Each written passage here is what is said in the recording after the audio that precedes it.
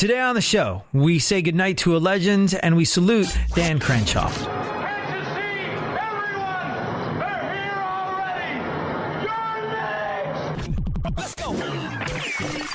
Welcome to the future, where the glass is half full and you'll need new glasses, where you'll be jumping from conclusions. The past is annulled, and a new future is born.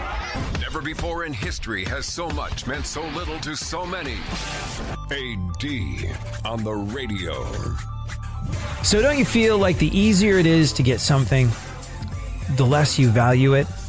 I mean, you and I have talked about this a lot in the past. It's a general principle of scarcity, I suppose, of supply and demand. When there's plenty of something around, the value goes down. When it's in short supply, well, you're willing to part with more money, resources, time, effort, all of these things to get it. I mean, look, we talk about this all the time on the show, but music would be one of those things. You might recall, not that long ago, although from a technological standpoint, it feels like an eternity, a little while ago, you and I were kids. And when we heard a song that we liked on the radio and decided we wanted it, what did we have to do? We had to wait. We had to wait with bated breath until that song came on the radio again and hope that the DJ said who it was. And then we would have to secure some form of transportation if we weren't old enough to drive yet. This involved a bike, a skateboard, a subway train. Some form of getting ourselves, maybe begging our parents to take us, but some form of getting ourselves to a record store, to an HMV, to a Tower Records, to some place where records, CDs, and tapes were sold so that we could go buy this. And then when we got it, what did we do? Man, we wrestled it out of that unbelievably difficult shrink wrap. We put it on in the CD player in our car, which cost us a fortune to get and was hooked up to the tape deck. Or perhaps we took it home, put it in our tape player. And this thing that we'd worked so hard to attain, we would let it wash over us. Listen to every last song slowly and precisely. Trying to figure out if all of our effort and our hard-earned babysitting money or lawn mowing money or however the hell you scraped up the cash as a kid to buy the music that meant the world to you was money well spent. And while you're doing that, you read the CD insert, the back of the album cover, the tape, unfolded the inlay, and read it from start to finish. You knew who played on that album. You knew who was the A&R executive on that album. You knew which guest musicians they had on that album. By the time you were done listening to it, an hour or so later, you knew everything there was to know about that album because you'd read that insert all these times. Now, music is, well, it's not like you don't have to look for music. People are throwing music at you. You're kind of blocking music. Everywhere you look, someone's going, listen to this, listen to this, listen to this. Oh God, please listen to this. You can get free downloads of this. You can stream this here. You can do it here, here, and here. Please, SoundHound and Shazam our music when you watch it on YouTube. Watch our video. Oh gosh, watch our video. It's a far cry from the day where you waited for your favorite video to come on MTV. Not that long ago, but things have radically changed. And for me, that's a pity. Not because I don't appreciate the convenience of digital media, but because I feel like due to the fact that it's less hard won, the appreciation that people have of music in the year 2018 that they're discovering is a little less deep. I could be wrong, but I feel like anytime you have to fight for something, it means more. Anytime you have to work for something, it means more. When you wanted money from your parents, what was more meaningful? If they made you take out the trash and mow the lawn for weeks on end before they gave you that $25? Or if they just gave it to you? When you earned it, it somehow is worth more. Same goes for knowledge. A friend of mine's kid is just old enough to where he's been asked to do homework. And he said to his dad, I don't care. I don't want to do homework. He's like, well, you have to do homework. He's like, no, I don't. I'm just going to Google all the answers. And he was like, yeah, you kind of stumped me. I don't have to write a paper. I could just download one. Having a wealth of knowledge is, well, having a Google account, looking things up on Wikipedia. Music, knowledge, all these things somehow worth less, because you don't have to try as hard to get them. And this, I suppose, is not that new of a concept. We've been talking about this on the show for a long time, and it's not a conversation that's exclusive to you and I. But I was thinking about this today. When I remembered my childhood and how hard I worked to get comic books. Oh my gosh, comic books were the be-all end-all for me. First and foremost, they were my connection to America. I had to move to England when I was a kid, like 6, 7 years old. We moved to England. And I wouldn't trade the experience of growing up in England for anything. I was tremendously fortunate in so many different ways. London is an incredible city. The school I got to go to, filled with kids from all over the world, gave me a perspective on the world that I feel so tremendously fortunate to have. London's an amazing city to go out in as a young teenager, as an adult. You can go to shows, you can go out, you can experience life. It's easy to get to and from it because there's an abundance of subway trains and things that can shuttle you to and from things that are going to enrich your life, whether it's a museum or your first thrash metal show.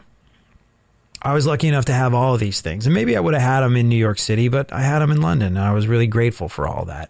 But at the time when I moved to London when I was a kid, it was, I had to leave my friends behind. I had to leave my dog behind. I had to leave a lot of different things behind. And one of the things I had to leave behind, at least at first, was comic books. I loved comic books. And here's the thing. In England, at the time, unless you were going to schlep into London and go to Forbidden Planet, which I was way too young to do. Like I said, 6, 7, 8 years old. My parents weren't letting me on the subway train back then. But you had to schlep into London to get American comic books. Marvel and DC were awfully hard to come by. And then it happened. It happened one day. I found a newsagent, as we call them in England, a newsstand, a place where you can get newspapers, magazines, and gum, pens, things of that nature, sundries. I still don't know what a sundry is, but I know a lot of places that sell them. They sold American comic books. And from there on in, it was on. I was reconnecting with everything that meant the world to me. Reconnecting with stories that took place in America, stories that made me feel connected to the kind of traditional American childhood that I felt shortchanged because I wasn't getting. It was a big deal. It was a big deal. And then, man, I had to budget my allowance money. I had to do chores to get these comic books. And for that reason, comic books meant the world to me when I was a kid growing up. So, for me, today was a tough day. Why? Well, I'm sure you know, but we'll get into it next. Real radio. 104.1. Where the left and right come together for fundamental truths. AD on the radio, on Twitter at ADSXE. So, like I said, comic books meant everything to me when I was a kid. I don't know if you had a similar relationship to comic books, but as much as I love comic books to begin with, they began to mean even more to me when I moved to England. When I was uprooted from my native America, had to move to England at 6, 7 years old, I was leaving an awful lot behind. And one of the things I had to leave behind, besides my dog, my friend, my school, and all of the above, was my access to comic books. It was not in England like it was in America, where you could just walk into any store and buy yourself a copy of Spider-Man. No. English comic books were really different. They were kind of fun. They were interesting, but they were, well, characters that I didn't know. And they were, interestingly enough, I think a little bit more for adults. And I came to really enjoy some of the 2000 AD comic books. If you're a bit of a comic book nerd the way I am, you're familiar with things like Judge Dredd or Rogue Trooper or things of that nature. But these were not the heroes and the universes that I had come to know and love as a child. So having to leave these things behind was a huge bummer for me. It really, really was. But I remember the day. I'll never forget it. I remember walking into a newsagent, a place where you could get magazines and newspapers and candy and sundries, and seeing it in front of me.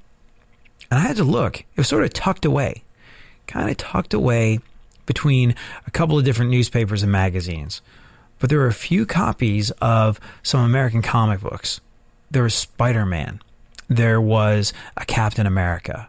And I immediately begged my mom for the money to buy them. Begged. Got an advance on my allowance and purchased them. I went back to the same store a little while ago, or a little while after that, and went, hey, where's Spider-Man? And they're like, what? I was like, do you have any comic books? They're like, yeah, here. I'm like, not those. Do you have any American comic books? And they're like, oh, they kind of come in every once in a while. We don't always get them. They're a little inconsistent. And I went, okay, well, here's my number. Can you call me when they come in? And they're like, sure, we'll get right on that. They never called me, but I kept going back. And then slowly I found 2 or 3 other places that occasionally had these comic books. And man, I would go from place to place, riding my bike, spending my allowance money, trying to portion out my budget as to what I could afford. And I suppose because they were so hard won, because comic books were so hard to come by, they meant that much more to me. They were less disposable. My comic book collection became everything. And when my family would go back to America where you could get these comic books that I loved so much, literally anywhere and everywhere, oh my gosh. I spent all my time running from place to place buying comic books. And when I ran out of money, I'd just hang out in bookstores and libraries reading comic books. And my parents were like, we're here to visit relatives and things like that. And I was like, sure, yeah, absolutely. I'll get right on it as soon as I finish Peter Parker, the Spectacular Spider-Man, because I could only afford to buy The Amazing Spider-Man, having pooled my allowance cash for the last year and gotten my comic book haul for the time I was there. And really, I suppose that's one of the many reasons today was a bit of a hard day. Today was a day that we lost Stan Lee, a man who was responsible for all these things that I spent my youth chasing. Not only did he revolutionize the world of comic books, not only was he responsible for its silver age in the 1960s, but man, he changed the landscape of everything. Spider-Man, Iron Man. If you are new to the world of superheroes, there's a very good chance that you're experiencing them for the first time through the blockbuster movies that have come out. Like I said, Spider-Man, Iron Man, Captain America, Thor, the Avengers, Black Panther. All of these things, all of these massive pop culture phenomenons, the Hulk, the X-Men, all of the above, man, that's all Stan Lee. It can all be traced back to him. Stan Lee, who passed away in Los Angeles today at the age of 95. Back in the 1960s, and this was another thing that I really loved about Marvel specifically. Like I liked DC. I liked DC, I liked The Flash, and I liked Batman and Green Arrow and Superman. But the thing that I really related to with Marvel comic books, well, one of the things I really related to is I was from New York. A lot of these were set in New York. And, I think it was Kevin Smith that so astutely pointed this out.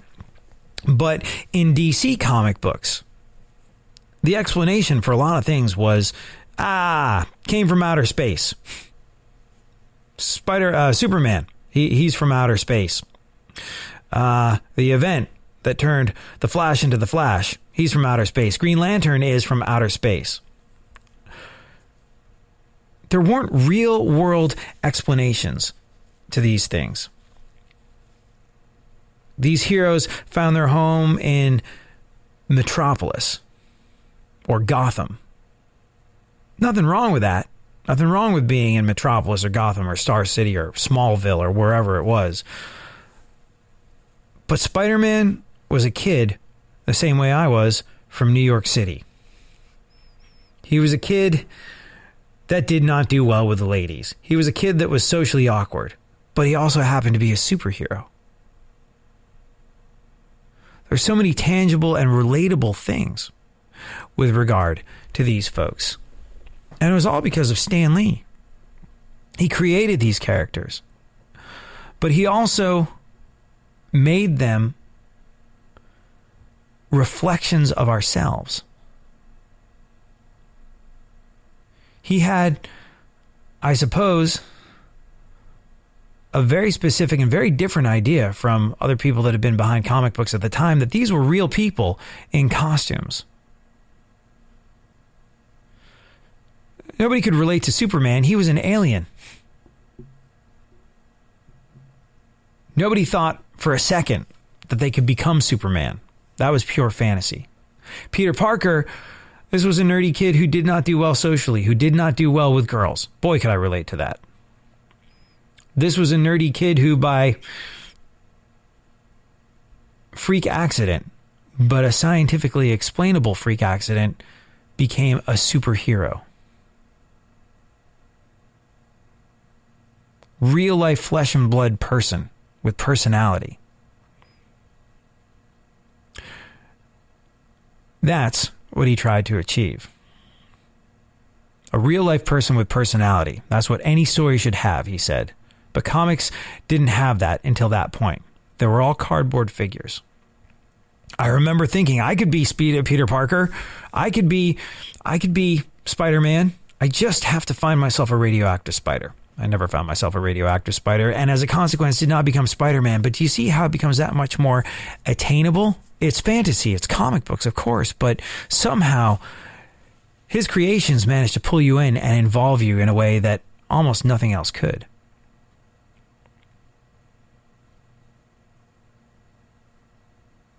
And he had these little sort of jokey asides, these little narrative panels. He was this voice that ran throughout all these comic books. Do you remember reading the comic books and seeing like an asterisk and his commentary on what's going on with Spider-Man at that moment, at that time? And look, this is a guy that is a person who created, not just a part of pop culture, created the pop culture, created this world of fantasy that we are only too happy to live in to this day. But this is a guy who immersed himself at the age of 10 years old in the novels of Arthur Conan Doyle, Edgar Rice Burroughs, Mark Twain. He was reading Shakespeare at 10. He had a background in serious literature. And he created these characters. He created these characters that we knew and loved and cared about and still care about to this day. Today, we lost Stan Lee, who had an amazing run at the age of 95. He made our childhood magical. And then Stan Lee gave us an even greater gift.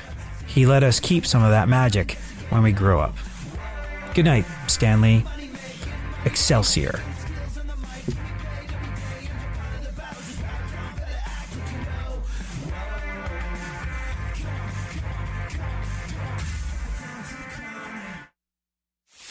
For more stimulation and less irritation, 9 out of 10 doctors choose KPRC AM 950, Houston's more stimulating talk radio.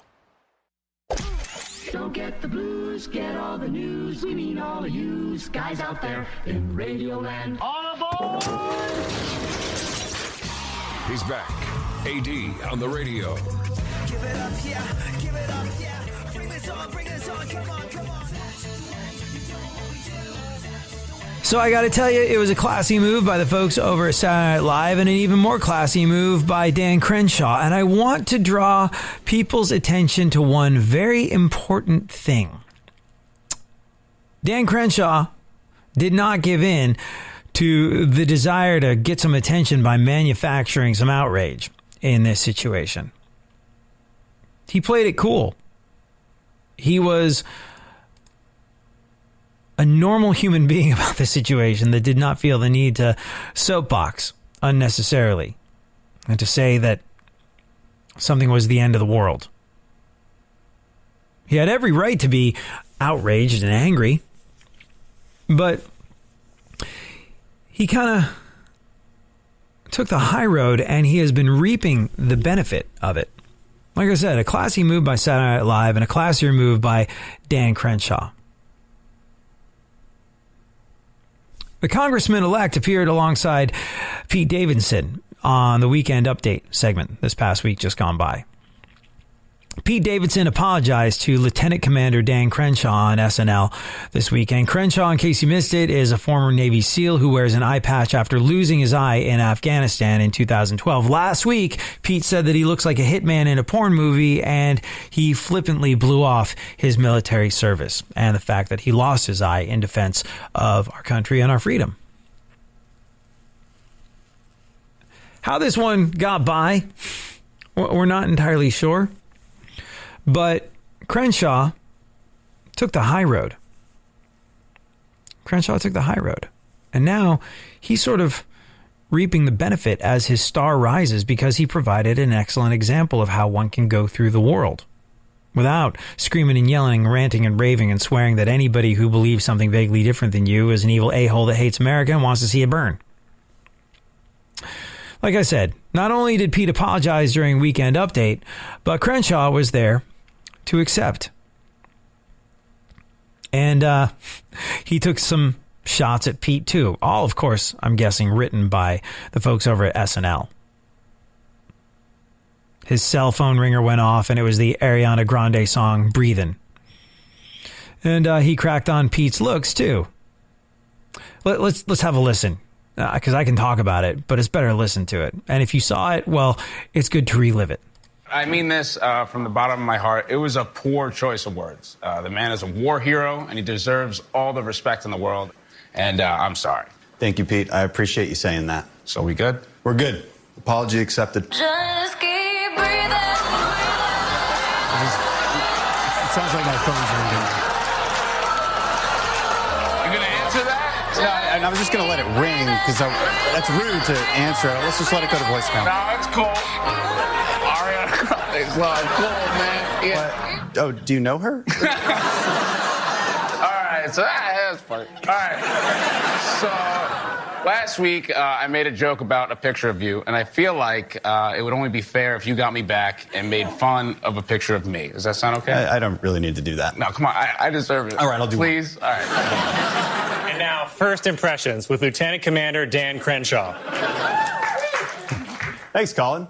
This is Pete Davidson. He looks like if the meth from Breaking Bad was a person. All right. Not bad. So there, we're even. All right. Hold on, well, one more. This is. All right. He looks like a troll doll with a tapeworm. Yeah, man. All right, that's good. We should wrap this up. Oh, hold on. No, this is fun. This is fun. Cool. He looks like Martin Short in the Santa Claus 3. By the way, one of these people was actually good on SNL.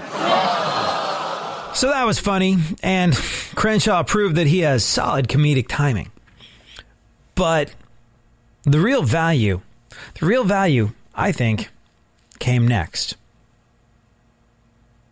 The real value and the closest thing to anything vaguely productive that I've seen happen in any area of the media happened next.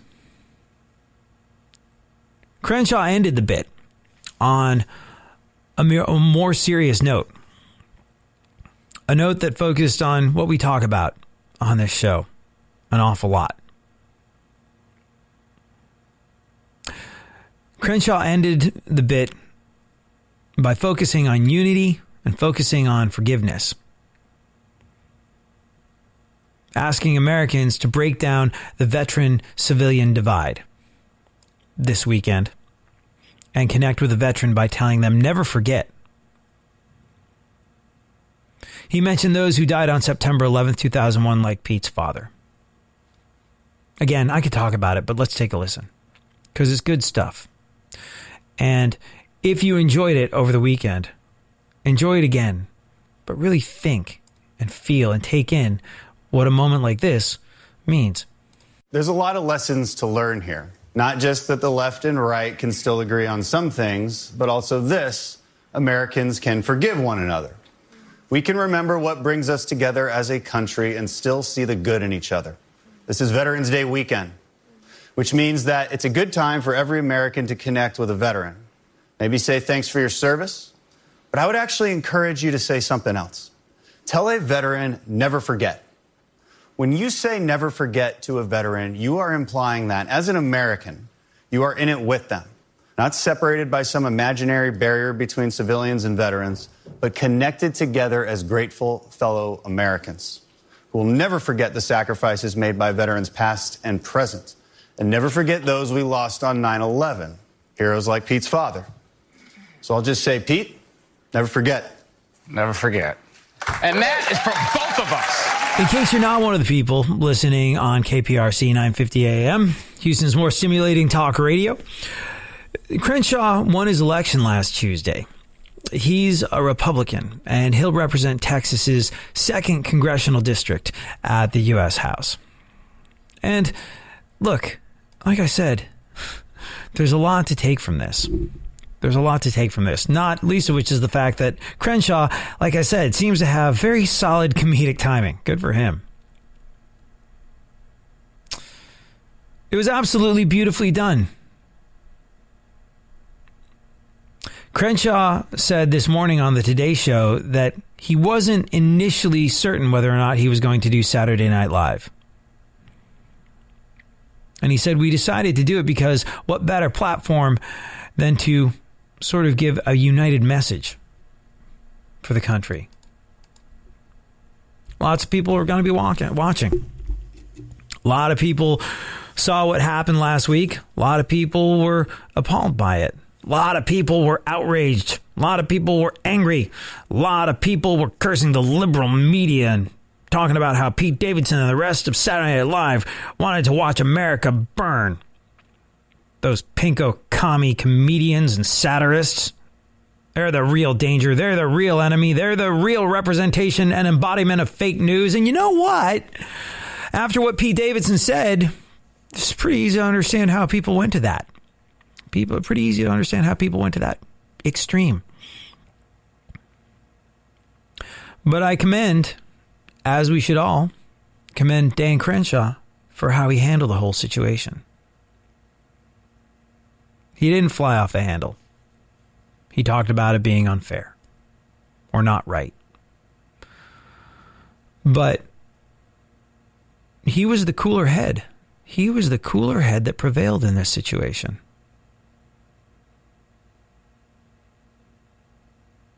He did not do all the screaming and yelling. And what I want people to take away from this, besides everything that he said, all the pearls of wisdom that he said, was look how he won. Look how he won the day. Look how he won our hearts and minds by being the cooler head that prevailed.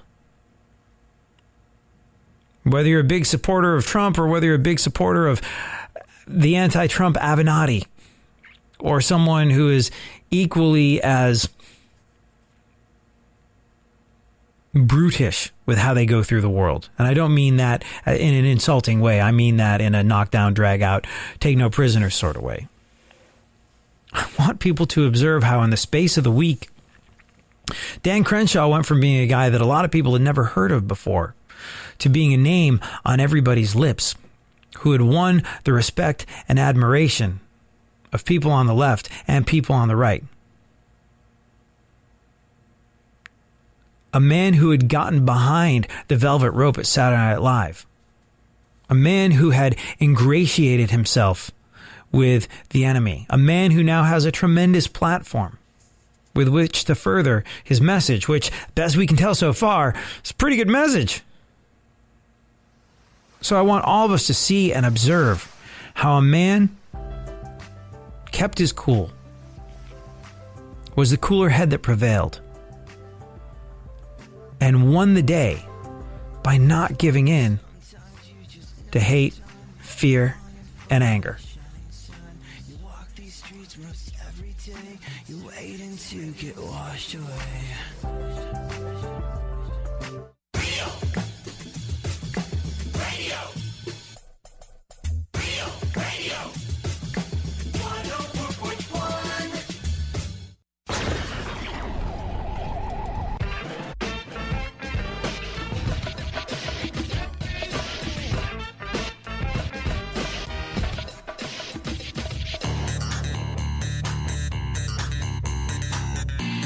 Now, more AD on the radio.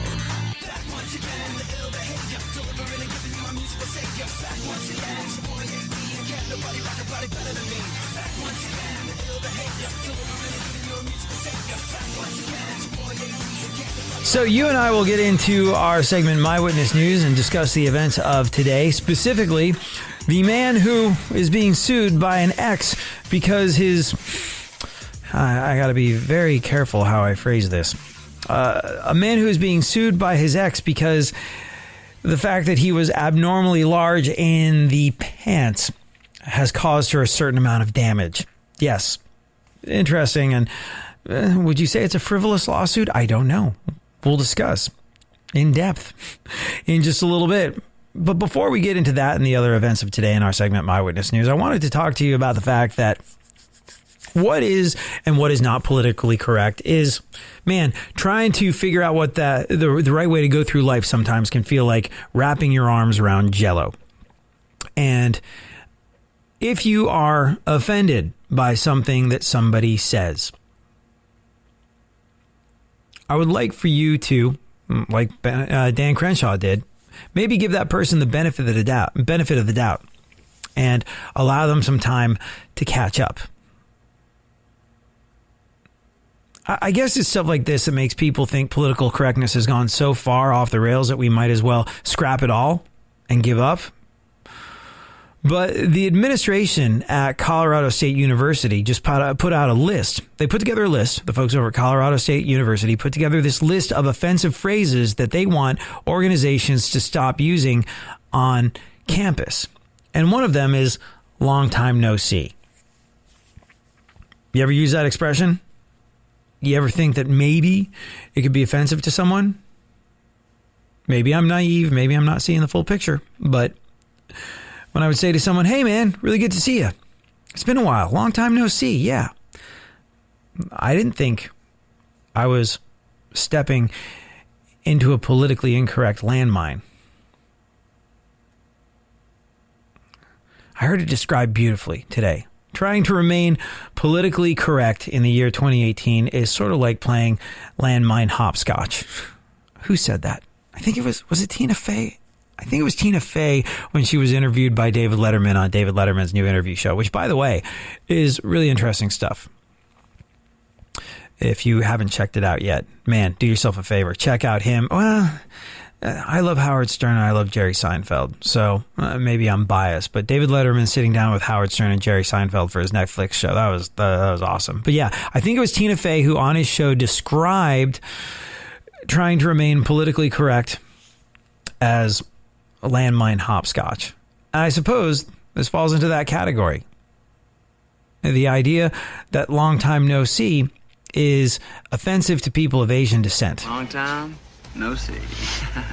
So the widely accepted etymological explanation of the phrase long time no see is that it's a translation from Mandarin Chinese. And I'm not going to try and pronounce the phrase in Mandarin and butcher it, but basically it's a phrase that translates exactly into long time no see. So it does come from potentially a Mandarin Chinese expression.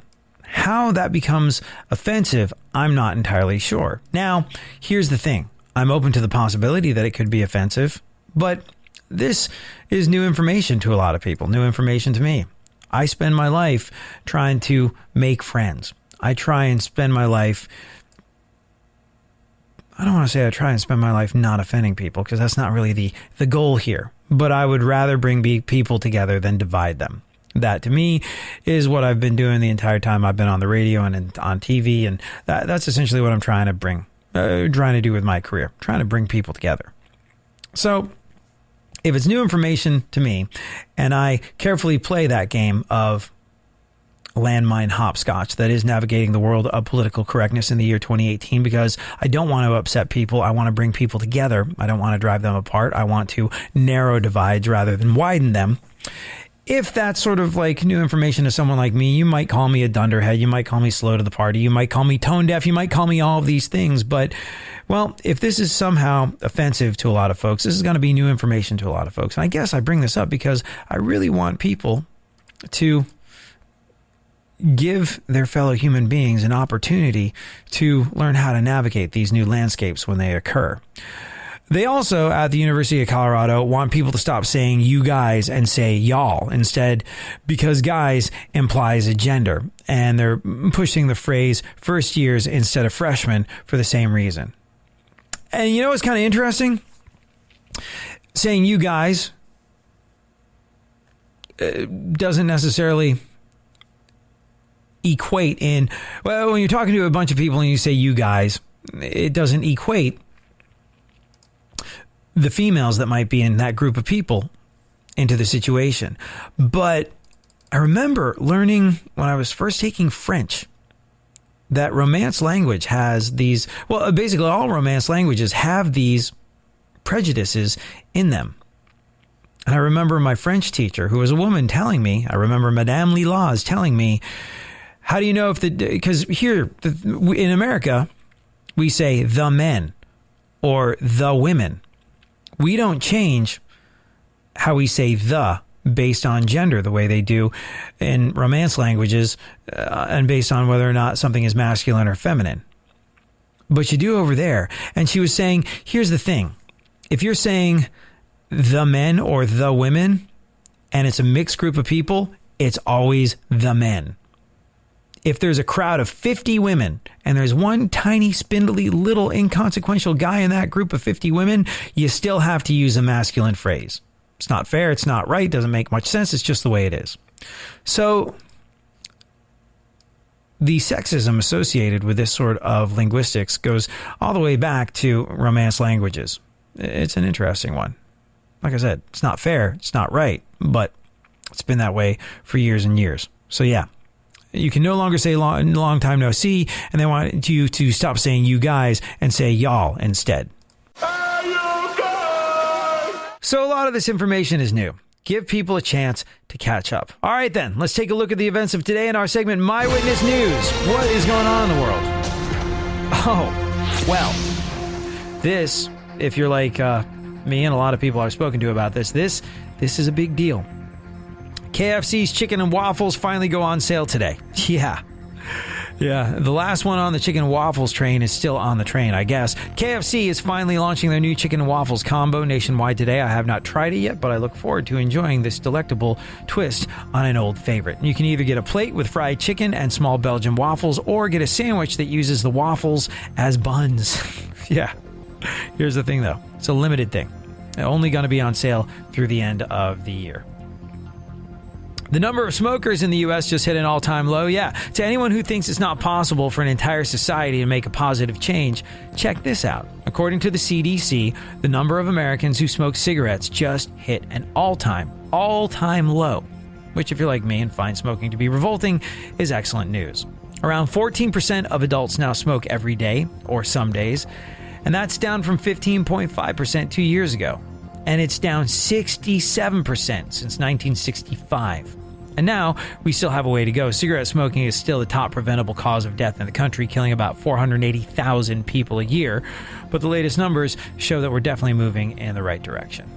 So chalk this up to lawsuits I'll never, ever have to worry about, and that might not be enough evers. There's a 29-year-old woman from Zimbabwe. She started dating a 37-year-old guy 2 years ago. He dumped her in May, and now she's suing him because she says, quote, his abnormally large manhood stretched her out too much. Yes. She said that she started with things quite snug in that general vicinity, but he left her so cavernous that she was way too big to satisfy any other mere mortal of a man, so she now needs reconstructive surgery. So now she's suing him for over $10,000 to cover the costs of the surgery, which would require her to go to South Africa. He has not yet responded to the lawsuit, but I'll let you know how this all plays out.